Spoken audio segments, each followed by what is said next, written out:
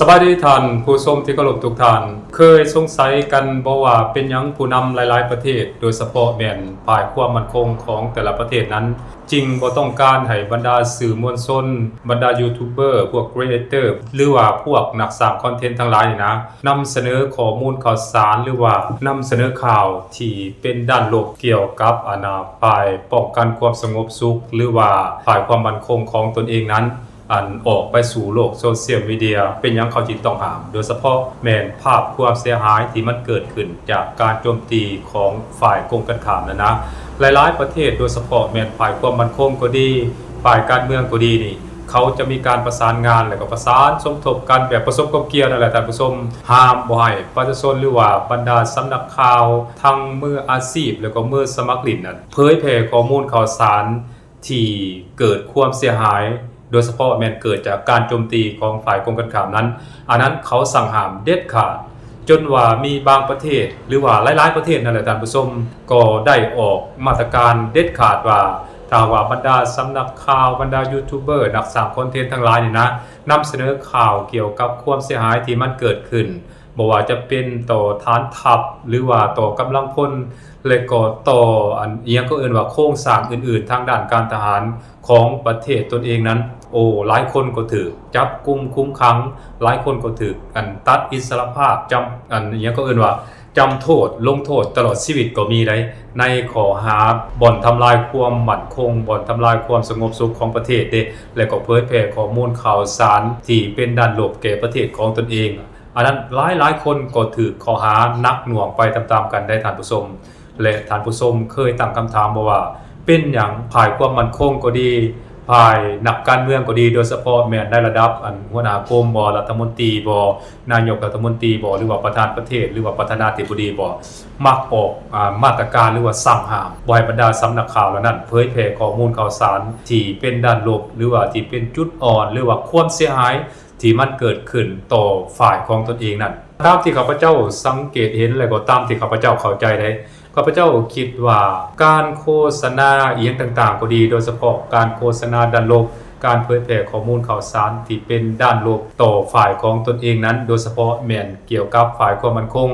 บ่ว่าจะเป็นความเสียหายที่เกิดขึ้นจากการโจมตีของศัตรูเช่นว่าการโจมตีกองทัพแล้วก็เฮ็ดให้กองทัพหรือว่าค่ายทหารอาวุธยุทโธปกรณ์ต่างๆรวมทั้งกำลังพลเสียชีวิตนั้นออกสู่โลกโซเชียลมีเดียนั้นมันจะไปเฮ็ดให้ขวัญกำลังใจของทหารของกำลังพลของประเทศตนเองนั้นบ่มีแนวคิดฮึกเหิมและก็มีแนวคิดย้านกลัวว่าง่ายๆก็คือบ่มีจิตใจอยากสู้รบอีกต่อไปเพราะว่าบ่แน่มื้อหนึ่งข้างหน้าลูกปืนที่มันตกลงมาจากฟ้านั้นก็อาจจะตกลงมาใส่หัวของตนเองก็เป็นไปได้อันนึงอันที่2มาเมื่อมันเกิดความเสียหายปรากฏออกมาอยู่ในโลกโซเชียลมีเดียแล้วมันก็จะเห็นให้หลายคนวิพากษ์วิจารณ์เพราะว่าจะเป็นการวิพากษ์วิจารณ์ฝ่ายความมั่นคงก็ดีวิพากษ์วิจารณ์ฝ่ายกองฝ่ายนักการเมืองก็ดีเนาะว่าบ่มีขีดความสามารถที่จะป้องกันกำลังพลของตนเองได้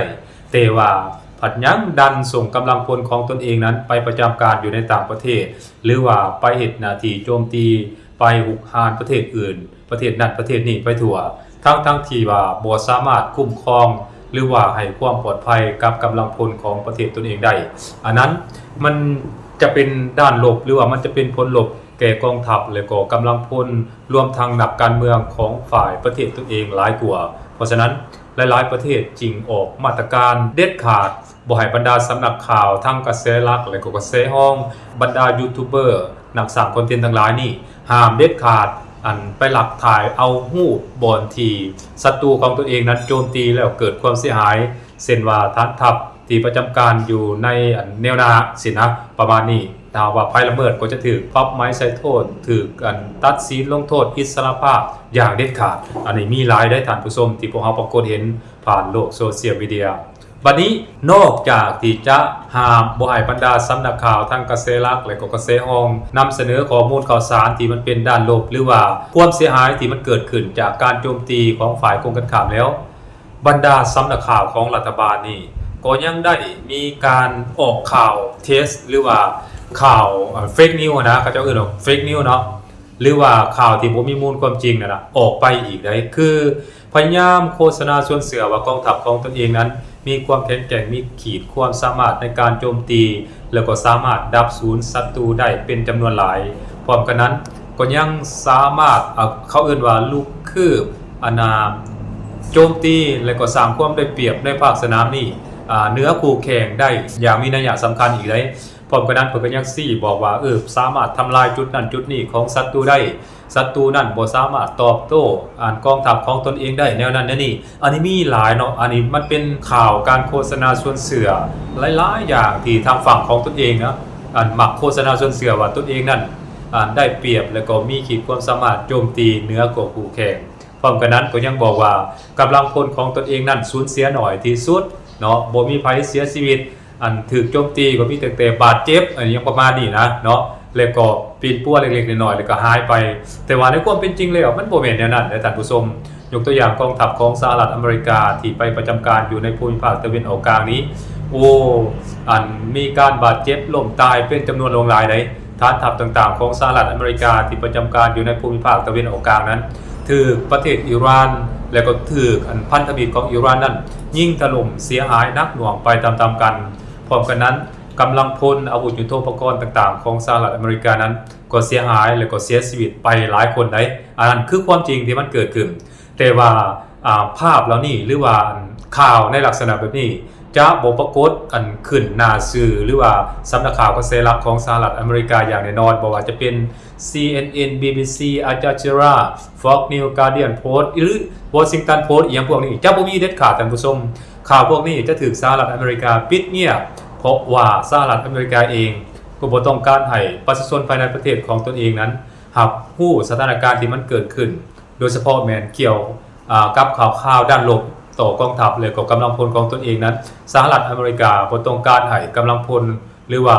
บ่ต้องการให้ประชาชนของตนเองอยู่ในประเทศนั้นได้รับทราบนำกันท่านผู้ชม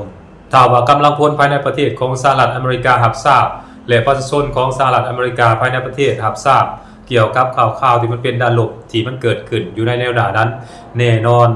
รัฐบาลของสหรัฐอเมริกาและก็ฝ่ายกองทัพของสหรัฐอเมริกานี้จะถูกต่อต้านอย่างแน่นอนท่านผู้ชมและประชาชนอยู่ในประเทศนั้นๆกำลังพลอยู่ในประเทศนั้นๆจะลุกขึ้นมาเดินกระบวนประท้วงซึ่งมันอาจจะเป็นปัญหาใหญ่หรือว่าสร้างปัญหาใหญ่ให้กับกองทัพและก็นักการเมืองของสหรัฐอเมริกาในอนาคตก็เป็นไปได้ท่านผู้ชมอันนั้นคือสิ่งที่สหรัฐอเมริกาพยายามห้ามนักห้ามหนาบ่ให้บรรดาสำนักข่าวต่างๆเผยแพร่ข้อมูลข่าวสารที่มันเป็นด้านลบเกี่ยวกับกองทัพและก็กำลังพลของตนเองนั่นเองท่านผู้ชมในทางกลับกันสำนักข่าวของสหรัฐอเมริกาและก็นักการเมืองของสหรัฐอเมริกาหรือว่าฝ่ายความมั่นคงของสหรัฐอเมริกานั้นก็จะพยายามโฆษณาส่วนเสือโดยจะพยายามโฆษณาทับถมโจมตีและก็พยายามบอกว่าสหรัฐอเมริกานั้นสามารถดับศูนย์กำลังพลของศัตรูได้เป็นจำนวนหลายและในเวลานี้กองทัพของสหรัฐอเมริกานั้นก็สามารถเขาเอ่นว่าโจมตีบรรดาจุดยุทธศาสตร์สำคัญของศัตรูนั้นได้ใกล้จะสำเร็จแล้วอันนั้นคือจะปรากฏเห็นในสำนักข่าวกระแสหลักของสหรัฐอเมริกาในลักษณะแบบสั้นท่านผู้ชมเพราะว่าสิ่งนี้มันจะเป็นการกระตุ้นเหตุให้กำลังพลของสหรัฐอเมริกาหรือว่ากำลังพลของประเทศอื่นๆที่พยายามเข้าไปหุกห้าและก็ยึดครองประเทศอื่นนั้นมีจิตใจหึกเหิมมีจิตใจอยากต่อสู้และก็บ่เกรงกลัวที่จะไปประจำการอยู่ในแนวหน้าอันนั้นคือความจริงที่มันเกิดขึ้นสำหรับสำนักข่าวของตะวันตกโดยเฉพาะเป็นสำนักข่าวของสหรัฐอเมริกาและก็ข่าวต่างๆที่นำเสนอออกมาจากฝั่งของรัฐบาลสหรัฐอเมริกานั่นเองท่านผู้ชมสบายดี